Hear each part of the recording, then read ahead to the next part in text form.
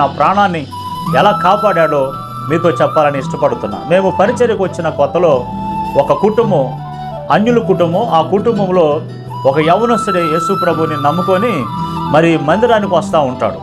ఆ యవనస్తుని బట్టి ఆ ఇంటికి అప్పుడప్పుడు వెళ్తూ ఉండి ఆ ఇంటిలో కొన్ని అవసరతలు పనులు చేస్తా, నేను వాళ్ళకి సువార్త చెప్తా ఆ యవనస్తుని బలపరుస్తూ ఉండేవాడిని. అలాంటి పరిస్థితుల్లో ఒకసారి వాళ్ళ ఇంటికి కరెంటు ఆగిపోయింది.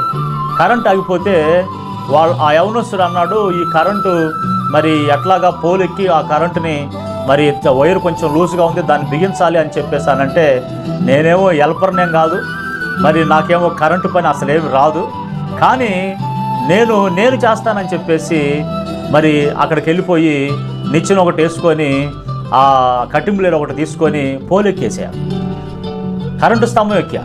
కరెంటు మెయిన్ కూడా ఆపుకోవాలా, ఎక్కి పైకి ఎక్కి ఆ కటింపులేరు తీసుకొని ఆ వైర్ని వాళ్ళ ఇంటికి వచ్చే ఆ సర్వీస్ వైర్ని తిప్పుతూ ఉన్న క్రమంలో ఈ కటింగ్ బ్లేడ్కి చేయబట్టుకునే లబ్బర్ ఉంటుంది కదా, ఆ లబ్బరు కట్ అయి ఉంది. కట్ అవటం వల్ల ఆ కటింగ్ బ్లేడ్ ఐరన్ కదా, ఇనుము కదా, ఆ కట్ అయిన చోట కరెంట్ వచ్చిన ఏలుగు తగిలిందండి. కరెంట్ వచ్చిన ఏలుగు తగిలితే వెంటనే షాక్ వచ్చింది. చెయ్యి వెంటనే స్పీడ్గా తీశాను. ఏందని చూస్తే అక్కడ లబ్బరు కట్ అయి ఉంది. అయ్యో బాబు, నేను స్తంభం మీద ఉన్నాను, కరెంటు ఫుల్గా వస్తుంది, మెయిన్ ఆపుకోలేదు, నాకేమో అంతగా తెలియదు, ఇప్పుడు దీన్ని ఎట్లా చేయాలని కాళ్ళు చేతులు వణికిని అనుకోండి నా ప్రియ దేవుని బిడ్డలారా. నేను అప్పుడే కొత్తగా సేవలోకి వచ్చా. నేను ఒక 22 సంవత్సరాలు వయసు ఉంటుందేమో నాకు. ఏమండి, కాళ్ళు గడగడ వణికిపోయి చెమటలు పట్టేశాయి. ఏం చేయాలా, మళ్ళీ అక్కడ నుంచి మరి కరెంటు రాకుండా దిగితే బాగోదేమని అనుకొని ఆ భయంతోనే ఏసాయి అనుకుంటా మొత్తం మీదట మరలా ఆ రంధ్రం పడిన చోట ఏలు తగలకుండా జాగ్రత్తగా బిగించి కిందకి దిగానండి. దేవునికి స్తోత్రం, హల్లెలూయా. దేవుని బిడ్డలారా, ఏం తెలియదు, నేనేమో వెలపరను కాదు. ఏదో సామెత అంటారు కదా, సెంగడికి ఎందుకు ఈయనకు బేరం అనేది సామెత అంటారు కదా. నాకెందుకు వచ్చిన బాధ చెప్పండి.